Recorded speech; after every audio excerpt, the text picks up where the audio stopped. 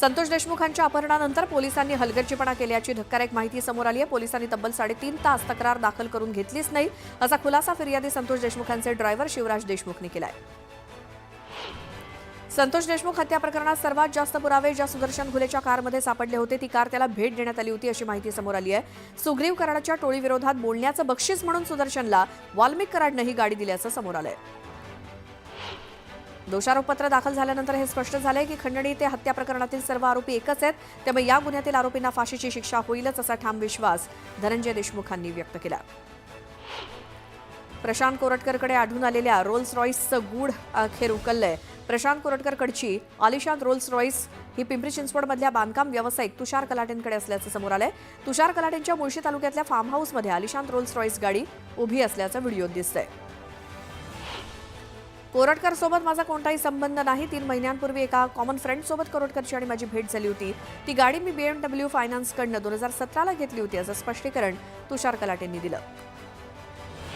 प्रशांत कोरटकरच्या फरार प्रकरणात आपलं नाव गवलं जात असल्याचं धीरज चौधरींनी एका व्हिडिओद्वारे स्पष्ट केलंय। कोरटकरला ओळखत नाही, त्याच्यासोबत असणारा एक व्यक्ती माझा मित्र असल्यानं त्यानं वाहन मागितलं म्हणून मैत्री खातर त्याला वाहन दिलं, मात्र माझा त्याच्याशी काही संबंध नाही असं स्पष्टीकरण धीरज चौधरींनी दिलं। एक शिवप्रेमी म्हणून माझा राग स्वाभाविक आहे। प्रशांत कोरटकर समोर आल्यावर माझं मस्तक भडकलं। कोणत्याही शिवप्रेमीच्या मनात हेच आलं असतं, तेच मी केलं। त्यामुळे कोरटकर बाहेर जरी पडला तरी त्याला सहज महाराष्ट्रात फिरू देणार नाही असा थेट इशारा वकील अमित कुमार भोसलेंनी दिलाय। आमदार प्रवीण दटकेंनी नागपुरातील गणेशपेठ पोलीस ठाण्यामध्ये अतुल लोंढेंविरोधात तक्रार दाखल केली। कोरटकर प्रकरणात अतुल लोंढेंनी फडणवीसांना बदनाम करण्याचा प्रयत्न केला असा आरोप करण्यात आलाय। उपमुख्यमंत्री एकनाथ शिंदेंवरती आक्षेपार्ह गाणं लिहून वादात अडकलेल्या स्टँडअप कॉमेडियन कुणाल कामराला मद्रास हायकोर्टानं दिलासा दिलाय। 7 एप्रिलपर्यंत कामराला अटक न करण्याचे आदेश कोर्टानं दिलेत। मुख्यमंत्री देवेंद्र फडणवीसांच्या तुळजापूर दौऱ्याच्या पार्श्वभूमीवर आंदोलनाचा इशारा देणाऱ्या 4 तरुणांना पोलिसांनी ताब्यात घेतलं। आंदोलनापूर्वीच पोलिसांनी आंदोलकांची धरपकड केली। कर्जमाफी संदर्भात उपमुख्यमंत्री अजित पवारांनी मोठं विधान केलं। आता कर्जमाफी करण्यासारखी परिस्थिती नाही, भविष्यातली परिस्थिती बघून आम्ही निर्णय घेऊ असं उपमुख्यमंत्री अजित पवार म्हणाले।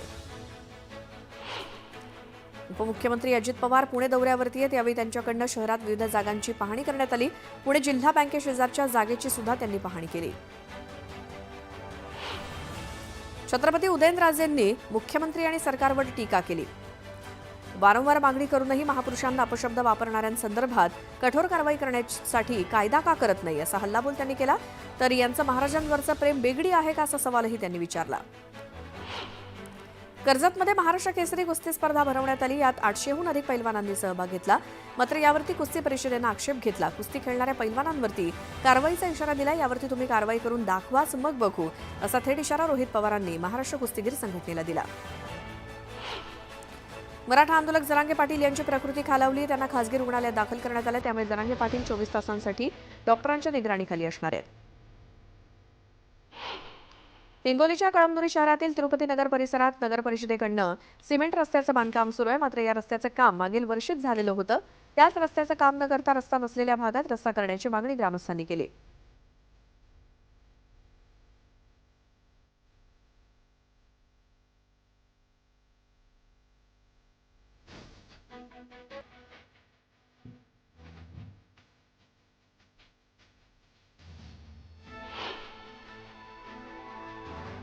जळगावच्या नशिराबाद नगर परिषदेच्या अक्षम्य दुर्लक्षामुळे अनेक दिवसांपासून मुख्य जलकुंभाजवळच्या विहिरीवरती स्लॅबच्या कामाचं घोंगडं भिजत पडलंय। त्यामुळे याकडे नगर परिषदेनं दुर्लक्ष केल्यामुळे ग्रामस्थांनी तीव्र संताप व्यक्त केला। कुणाचा जीव गेल्यावर दखल घेणार का असा संतप्त सवाल ग्रामस्थांनी विचारलाय।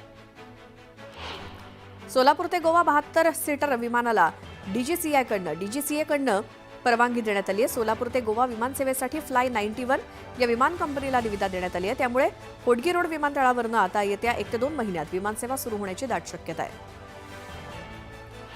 येत्या 15 दिवसात कोणालाही न सांगता आम्ही चिपी विमानतळाला टाळं ठोकू असा इशारा पुन्हा एकदा ठाकरे गटाचे माजी आमदार वैभव नाईक यांनी दिला। 5 महिन्यांपासून चिपीवरनं मुंबईला जाणारी विमानसेवा बंद आहे असं वैभव नाईक म्हणाले। केंद्र सरकारकडनं निधीला नकार दिल्यामुळे स्मार्ट सिटीची जबाबदारी आता पालिकेकडे आली आहे। त्यामुळे स्मार्ट सिटी प्रकल्प पालिकेकडे हस्तांतरित करावा असं पत्र नगर विकास विभागानं स्मार्ट सिटी प्रशासनाला पाठवलंय। शिर्डी शिंगणापूर महामार्गावरती वाहतूक कोंडी झाल्याचं बघायला मिळालं. प्रवरा नदीवरील एकेरी वाहतुकीमुळे वाहतुकीचा खोळंबा झाला.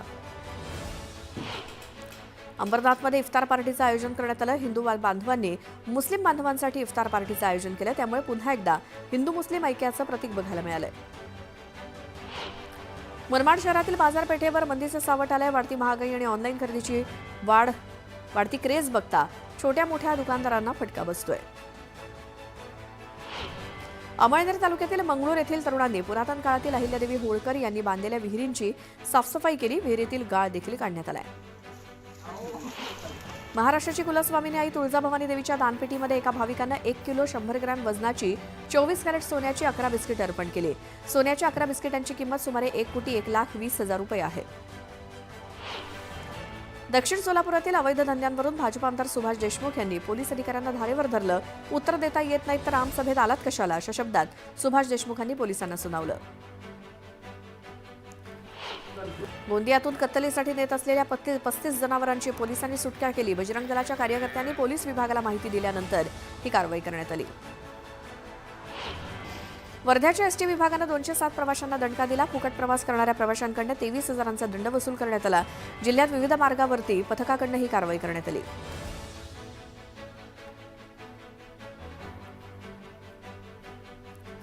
गोंदिया जिल्ह्यातील 32 पैकी 18 वाळू घाटांचा लिलाव करण्यात आला. मात्र वाळू घाटांचं पर्यावरण प्रमाणपत्र न मिळालेल्या वाळू घाटातून अवैधरित्या वाळू वाहतूक केली जाते.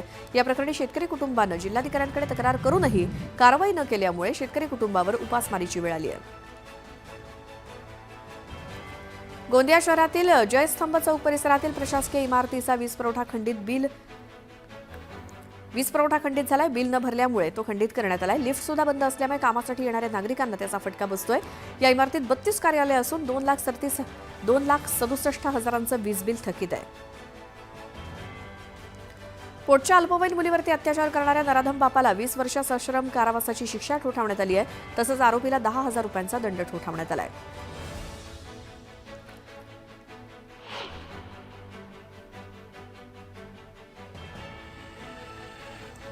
अलिबाग शहरामध्ये पोलिसांचं पथसंचलन पार पडलं. सण उत्सवात आनंदात शांततेत साजरे होण्यासाठी उत्साहाच्या भरात आनंदाला गालबोट नको असं आवाहन पोलिसांनी नागरिकांना केलं. हिंगोली जिल्ह्यामध्ये यंदा शेतकऱ्यांनी मोठ्या प्रमाणात उन्हाळी मूग पिकाची लागवड केली. मुगाचं पीक चांगलं बहरात आलेलं असून शेतकऱ्यांना चांगलं उत्पन्न मिळण्याची शक्यता आहे. रत्नागिरी जिल्ह्यातल्या सोंडेघर गावातील धरणाच्या भिंतीवरती मोठ्या प्रमाणात झाडं रुजली असल्यामुळे धरणाला धोका निर्माण होण्याची शक्यता आहे. धरणाच्या देखभाल दुरुस्तीकडे दुर्लक्ष होत असल्यामुळे नागरिकांमध्ये नाराजी आहे. हिंगोलीच्या वसमतमध्ये राज्य सरकारनं हळद संशोधन आणि प्रशिक्षण केंद्राची स्थापना केली. या संस्थेच्या अंमलबजावणीसाठी शासनानं 7,84,00,000च्या निधीच्या वितरणास मान्यता दिली आहे. सिल्लोड तालुक्यातील किन्होळा येथील पशु प्रदर्शनात अब्दुल सत्तार यांच्या पाठपुराव्यामुळे फिरत्या पशुवैद्यकीय पथकाचं लोकार्पण करण्यात आलं. गुढीपाडव्याला गुढी उभारण्यासाठी शहरात बांबूची मोठ्या प्रमाणात आवक झाली असून मेस बांबूला मोठी मागणी आहे. यावेळी बांबूचे भाव सुद्धा वाढले. 100 ते 150 रुपये एका बांबूला दर मिळतोय. बांधकाम साहित्याच्या आणि मजुरीच्या दरात झालेल्या वाढीमुळे 1,20,000 रुपये घरकुल अनुदानाच्या दुप्पट खर्च बांधकामालाच होतोय. त्यामुळे प्रधानमंत्री आवास योजनेच्या लाभार्थ्यांवरतीच कारागीर आणि मजूर बनण्याची वेळ आल्याचं चित्र ग्रामीण भागात आहे. त्र्यंबकेश्वर इथे आगामी सिंहस्थ कुंभमेळ्यासाठी येणाऱ्या साधू महंतांसह भाविकांची संभाव्य वाढती संख्या लक्षात घेता कुशावर्तन तीर्थाप्रमाणेच नवीन कुंडाची उभारणी तसंच 7 किलोमीटरच्या घाटाची निर्मिती केली जाणार आहे. छत्रपती संभाजीनगरमधील हर्सुल तलावात एका 17 वर्षीय मुलीचा बुडून मृत्यू झाला. रुखसाना नजीर शेख असा मृत्यू झालेल्या अल्पवयीन मुलीचं नाव असून तिचा मृतदेह पाण्यातून बाहेर काढण्यात आलाय. पोलिसांकडून तपास सुरू आहे. हिंदू नववर्ष स्वागतासाठी लोणावळ्यात भव्य शोभायात्रेचं आयोजन करण्यात आलंय. शोभायात्रेत वापरले जाणारे भगवे झेंडे बनवण्याचं काम अंतिम टप्प्यात आलंय. छत्रपती शिवाजी महाराज, प्रभू श्रीराम आणि भारत मातेचे रथ शोभायात्रेत तयार केले जाणार आहेत. लोणावळ्याच्या आयने शिवाजी आणि नागफणी सुळका या परिसरात 2 बिबट्यांचा मुक्त संचार बघायला मिळाला. त्यामुळे नागरिकांमध्ये भीतीचं वातावरण आहे. वन विभागानं बिबट्यांचा बंदोबस्त करण्याची मागणी केली आहे तर स्थानिकांनी रात्री उशिरा घराबाहेर पडू नये असं आवाहन वन विभागानं केलंय. सोलापूर जिल्ह्याची वरदायिनी असलेल्या उजनी धरणाचा उपयुक्त पाणीसाठा 16 टीएमसी राहिलेला असून उन्हाळी पिकांसाठी विविध योजनांमधनं उजनी धरणातून दररोज एकूण 4000 क्युसेक पाणी सोडण्यात येत आहे. सध्या उजनी धरणाची पाणी पातळी 29.67% आहे. चाळीसगाव शहरातील स्टेशन रोडवरती मुख्य पाईपलाईन फुटल्यामुळे मार्केटमधील दुकानांमध्ये पाणी शिरलंय, त्यामुळे व्यापाऱ्यांचं मोठ्या प्रमाणात नुकसान होत आहे. धुळे एमआयडीसी परिसरातील एका कारखान्यातून पोलिसांनी 300 किलो भेसळयुक्त पनीर जप्त केलं. मुंबईसह पुण्यामध्ये पनीर पाठवलं जात असल्याचं समोर आलंय. मुरबाडमधल्या सरळ गावाजवळच्या नेवालपाडा येथील ऐतिहासिक झुंजारराव वाड्याला भीषण आग लागली. आगीत 250 वर्ष जुना झुंजारराव वाडा जळून खाक झाला. नवी मुंबई पोलिसांनी ऑनलाईन सट्टेबाजी करणाऱ्या 3 जणांच्या टोळीला अटक केली. अटक करण्यात आलेले तिघे यवतमाळ आणि नागपुरातले रहिवासी आहेत. त्यांच्याकडनं 2,67,000च्या वस्तू जप्त केल्या आहेत. लातूर जिल्ह्यातील अहमदपूर शहरात बनावट नोटा चलनात आणणाऱ्या 2 आरोपींना बनावट नोटांसह पोलिसांनी अटक केली आहे. यात 500, 200 आणि 100च्या बनावट नोटा होत्या. उल्हासनगरमध्ये एका सोसायटीच्या आवारात पार्क केलेली दुचाकी चोरट्यानं चोरी केली. या चोरट्यानं तोंडाला रुमाल बांधून सोसायटीमध्ये प्रवेश करत दुचाकी चोरली. चोरीची घटना सीसीटीव्ही कॅमेऱ्यात कैद झाली. वर्ध्याच्या बोरगावात अवैधरित्या सुरू असलेल्या ऑनलाईन जुगाराच्या 2 अड्ड्यांवरती पोलिसांनी छापा टाकला. स्थानिक गुन्हे शाखेनं केलेल्या कारवाईत 5 जणांविरोधात गुन्हा दाखल झालाय. यात एकूण 1,46,890 रुपयांचा मुद्देमाल हस्तगत केलाय. जळगावातील खेडी फाट्यावर भीषण अपघात झाला. ट्रकच्या धडकेत दुचाकीस्वाराचा मृत्यू झाला. महेंद्र बोंडे असं मृत्यू झालेल्या तरुणाचं नाव आहे. गोंदिया जिल्ह्याच्या देवरी तालुक्यातील चिचगड परिसरामध्ये एका वाघाचा मृत्यू झाला. वाघाचा मृतदेह कुजलेल्या अवस्थेत आढळला. या प्रकरणी वन विभागाकडून अधिकचा तपास सुरू आहे. सोलापुरात मारुती कारला अचानक आग लागल्याची घटना घडली. प्रसंगावधान राखून कारमधील सगळे वेळीच बाहेर उतरल्यामुळे कुठलीही जीवितहानी झालेली नाही. त्यामुळे कारचं मोठं नुकसान झालंय. सांगलीच्या संजयनगर परिसरातील आरवाडे पार्क इथे घरफोडी करणाऱ्या तरुणाच्या मुसक्या पोलिसांनी आवळल्या. या चोरट्याकडनं पोलिसांनी 1,45,000चे दागिने आणि 2,94,000 रोख रक्कम जप्त केली.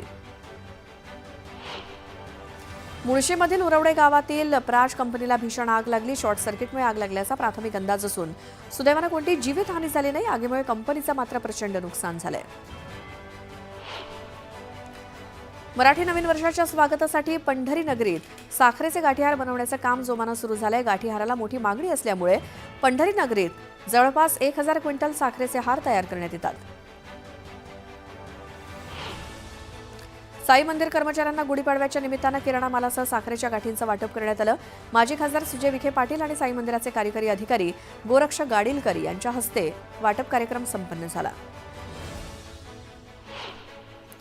मालेगावात उद्या गुढीपाडव्याच्या दिवशी हिंदुत्ववादी संघटनांतर्फे आयोजित करण्यात आलेल्या हिंदू संत संमेलनामध्ये साध्वी प्रज्ञासिंह ठाकूर यांना उपस्थित राहण्याची हायकोर्टानं सशर्त परवानगी दिली आहे. या संमेलनात त्यांना हिंदूवीर पुरस्कारानं सन्मानित केलं जाणार आहे. पुण्यातील वडू बुद्रुक येथे छत्रपती संभाजी महाराजांचा 336वा बलिदान दिन पाळला जातोय. या ठिकाणी उदयनराजे भोसलेंनी छत्रपती संभाजी महाराजांना अभिवादन केलं. छत्रपती संभाजी महाराजांच्या बलिदान दिनाच्या निमित्तानं सांगलीमध्ये शिवप्रतिष्ठाननं मूक पदयात्रा काढली. या पदयात्रेत संभाजी भिडेंनी देखील सहभाग घेतला. भिवंडी तालुक्यातल्या कुंभारशिव गावात ग्रामविकास प्रकल्पाअंतर्गत उभारण्यात आलेल्या जलशुद्धीकरण यंत्राचं जिल्हाधिकाऱ्यांकडून लोकार्पण करण्यात आलं. त्यामुळे ग्रामस्थांना फक्त 5 रुपयात 20 लिटर आरओ फिल्टरचं पाणी मिळणार आहे. बदलापुरातून गणपती बाप्पा सध्या कॅनडा, अमेरिका, ऑस्ट्रेलिया, दुबईला समुद्री मार्गे रवाना होत आहेत. यंदा कॅनडाला 7,500 पर्यावरणपूरक शाडूच्या गणेश मूर्ती पाठवण्यात आल्या आहेत. आर्थिक वर्ष 31 मार्च रोजी संपत असून आता केवळ 3 दिवस निधी खर्च करण्यासाठी आणि प्रलंबित देयकं अदा करण्यासाठी हातात आहेत. त्यातही हे 3 दिवस सुट्टीचे आहेत. मात्र वर्षअखेर लक्षात घेता मंत्रालयातील अनेक विभागांनी गुढीपाडव्याचा 30 मार्चचा दिवस वगळता शनिवारी 29 मार्च आणि रमजानची सुट्टी असलेला सोमवार 31 मार्च हे 2 दिवस काम सुरू ठेवण्याचा निर्णय घेतलाय. राज्यावरील कर्जाचा भार, फुकटच्या योजनांवरती होणारा मोठा खर्च आणि एकूणच आर्थिक नियोजन करताना होत असलेली कसरत या पार्श्वभूमीवर एकमेकांशी निगडीत असलेल्या योजनांचं एकत्रीकरण आणि फुकटच्या योजना कमी करणे या द्विसूत्रीवरती आता राज्य सरकारनं भर दिलाय. त्यासंबंधीचे आदेश शुक्रवारी जारी करण्यात आले. रस्त्यांच्या काँक्रिटीकरणाच्या कामावरती आता मुंबई महापालिका डॅशबोर्डच्या माध्यमातून लक्ष ठेवणार आहे. सध्या ही सुविधा फक्त पालिका अधिकाऱ्यांसाठी असणार आहे. राष्ट्रीय निवृत्ती वेतन प्रणाली लागू असलेल्या कर्मचाऱ्यांना राज्य सरकारच्या सुधारित राष्ट्रीय निवृत्ती वेतन योजनेमध्ये सहभागी होण्यासाठी द्यायच्या विकल्पाची मुदत दिनांक 31 मार्च 2025 होती. मात्र राज्य राजपत्रित अधिकारी महासंघाने केलेल्या मागणीनुसार त्याला 1 वर्षाची मुदतवाढ देण्यात आली असून आता या योजनेत सहभागी होण्याबाबत 31 मार्च 2026 पर्यंत विकल्प देता येणार आहे. नवी मुंबई हे फ्लेमिंगोंचं शहर आहे. काही घटकांकडून पर्यावरणवाद्यांचा विरोध डावलून फ्लेमिंगो क्षेत्राचं अस्तित्व मिटवण्याचे प्रकार सुरू असल्याचा पुनरुच्चार वनमंत्री गणेश नाईक यांनी केलाय. नाईक यांनी पुन्हा फ्लेमिंगो सिटीचा आग्रह धरलाय. त्यामुळे आता तरी फ्लेमिंगो वाचतील अशी चर्चा सुरू आहे. मार्च एंडिंगमुळे महावितरणच्या थकीत वीज बिलांची वसुली सुरू आहे. बिलाचा भरणा न केलेल्या ग्राहकांचा वीज पुरवठा खंडित केला जातोय. महावितरणच्या वाशी मंडळानं तात्पुरत्या स्वरूपात 5431 ग्राहकांचा वीज पुरवठा खंडित केलाय. आर्थिक वर्षाच्या अखेरीस 3 दिवस सुट्टी आहे. या कालावधीमध्ये नागरिकांना कर भरणं शक्य व्हावं यासाठी पालिकेनं सर्व कर वसुली केंद्र आणि कार्यालय सुरू ठेवण्याचा निर्णय घेतलाय. संयुक्त महाराष्ट्राच्या 65व्या वर्धापन दिनाच्या निमित्तानं अजित पवार गटातर्फे मे महिन्यात राज्यभर महाराष्ट्र महोत्सव साजरा होणार असल्याचं प्रदेशाध्यक्ष सुनील तटकरे यांनी सांगितलंय. पावसाळ्यात सखल भागात पाणी साचू नये यासाठी अशा ठिकाणांची संयुक्त पाहणी करून उपाययोजना कराव्यात. उपनगरीय रेल्वे सेवा अखंड सुरू राहील याची दक्षता घ्यावी असे निर्देश पालिका आयुक्तांनी दिले. पुणे विद्यापीठात सुरक्षा हेल्पलाईन उपक्रम सुरू करण्यात आलाय. विद्यापीठात घडत असलेले प्रकार बघून प्रशासनाला जाग आली आहे. विद्यापीठानं विद्यार्थी, प्राध्यापक, कर्मचारी आणि अभ्यागतांच्या सुरक्षेसाठी हा उपक्रम सुरू केलाय.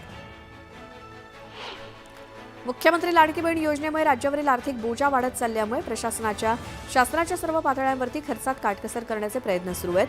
मंत्रिमंडळासमोर प्रस्ताव सादर करताना विभागाला उपलब्ध करून दिलेल्या प्रमाणात किती पट वाढ होणार आहे हे नमूद झाल्याशिवाय किंवा हे नमूद असल्याशिवाय मंत्रिमंडळासमोर नवे प्रस्ताव सादर करण्यात येऊ नयेत असे मुख्य सचिव सुजाता सौनिक यांनी सर्व विभागांना बजावलेले आहे. MMRDAनं 2025-26 या वर्षाचा तब्बल 40,187 कोटींचा अर्थसंकल्प मंजूर केला. यंदा तरतूद केलेल्या निधीपैकी मेट्रो आणि रस्ते प्रकल्पावरती भर दिला असून तब्बल 87% निधी या पायाभूत सुविधा प्रकल्पावरती खर्च केला जाणार आहे.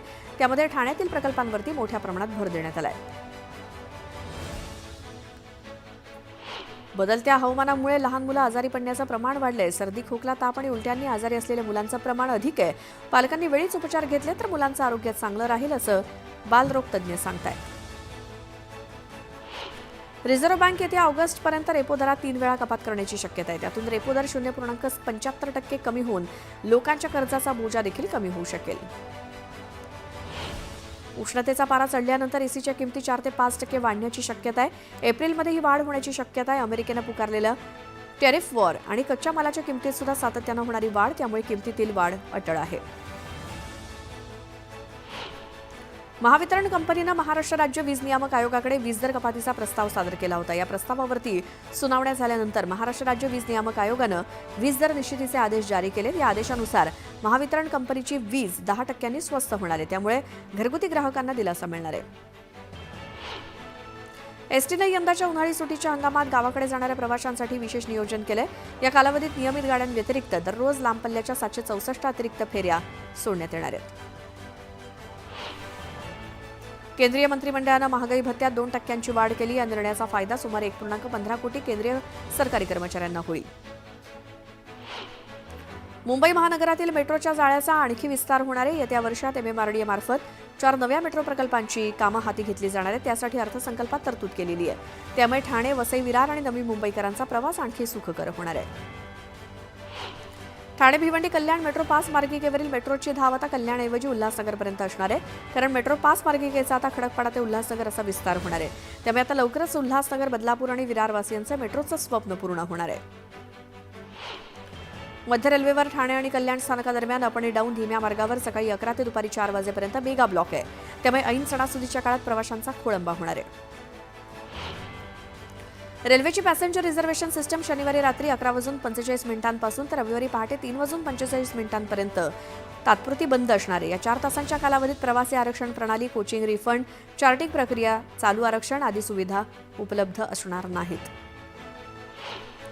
मोबाईलचं व्यसन, घोरणं आणि वेगवेगळ्या झोपण्याच्या सवयींमुळे स्लीप डिवोर्स नावाचा नवीन ट्रेंड देशामध्ये रूढ होतोय. भारत देशात 78% दाम्पत्य नियमित अंतरानं स्लीप डिवोर्स घेत असल्याचा दावा जागतिक झोप सर्वेक्षणात करण्यात आलाय. सोन्या चांदीचे भाव पुन्हा एकदा वाढू लागले. शुक्रवारी सोन्यानं पुन्हा उसळी घेतली. ऐन गुढीपाडव्याच्या आधी 24 कॅरेटच्या तोळ्याचा भाव 91,500 रुपये झाला. सोन्याच्या भावाचा हा पुन्हा नवा उच्चांक ठरलाय. आर्थिक वर्ष समाप्ती निगडीत कामकाजासाठी सोमवारी देशातील सर्व बँका सुरू ठेवणं बंधनकारक आहे. ईद सणाची सुट्टी बँकांना नाही. बहुचर्चित मुंबई नागपूर समृद्धी महामार्ग गुढीपाडव्यापासून 100% खुला होणार आहे. हा महामार्ग 701 किलोमीटरचा असून सध्या 625 किलोमीटरचा मार्ग सुरू आहे. आता मुंबईकडील टप्पा सुरू होणार आहे. येत्या 1 एप्रिलपासून महाराष्ट्रातील टोलनाक्यावरती टोल भरण्यासाठी रोखीने व्यवहार होणार नाहीत.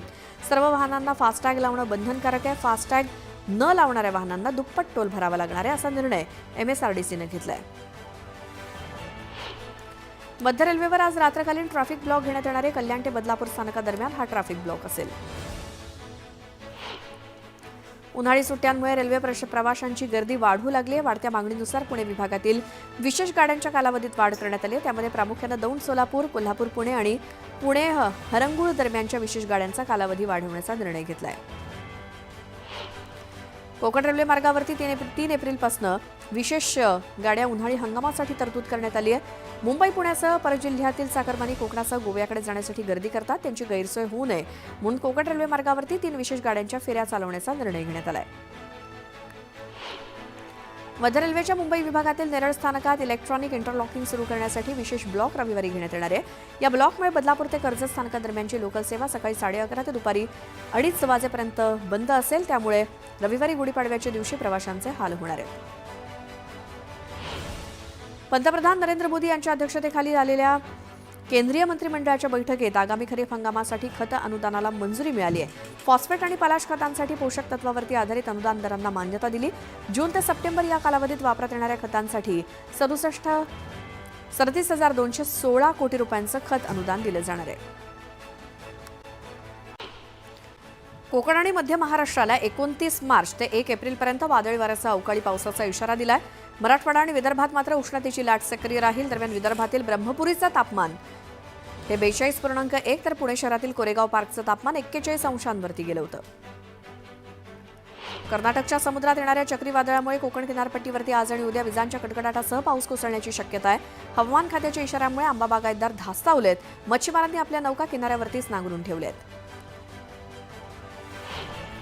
सिंधुदुर्ग जिल्ह्यामध्ये आज येलो अलर्ट देण्यात आला असून जिल्ह्यामध्ये हलक्या ते मध्यम स्वरूपाच्या पावसाची शक्यता आहे. तर 30 मार्च ते 1 एप्रिल दरम्यान गडगडाटासह पाऊस पडण्याचा अंदाज असल्यामुळे नागरिकांनी काळजी घ्यावी असं आवाहन हवामान विभागानं केलंय. छत्रपती संभाजीनगरमध्ये तापमान 39.2 अंशांवरती पोहोचलंय. पुढचे 2 ते 3 दिवसात तापमान 40 अंशांवरती जाण्याचा इशारा देण्यात आलाय. तर एप्रिलमध्ये सुद्धा पाऊस पडण्याचा अंदाज आहे.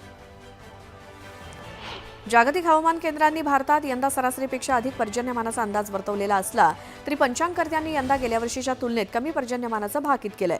दरम्यान एप्रिलच्या पहिल्या आठवड्यात पूर्वमोसमी पाऊस कोसळण्याचा देखील अंदाज हवामान खात्यानं वर्तवलाय. काही जागतिक हवामान केंद्रांनी फेब्रुवारीपासूनच अंदाज वर्तवायला सुरुवात केली आहे. सरकारनं 1 एप्रिलपासून देशी चण्यावरती 10% आयात शुल्क लागू केले. ही शुल्क सवलत 31 मार्च 2025 पर्यंत लागू होती. मंत्रालयानं 27 मार्च रोजी जारी केलेल्या अधिसूचनेनुसार 1 एप्रिलपासून देशी चण्याच्या आयातीवरती 10% शुल्क लागणार आहे.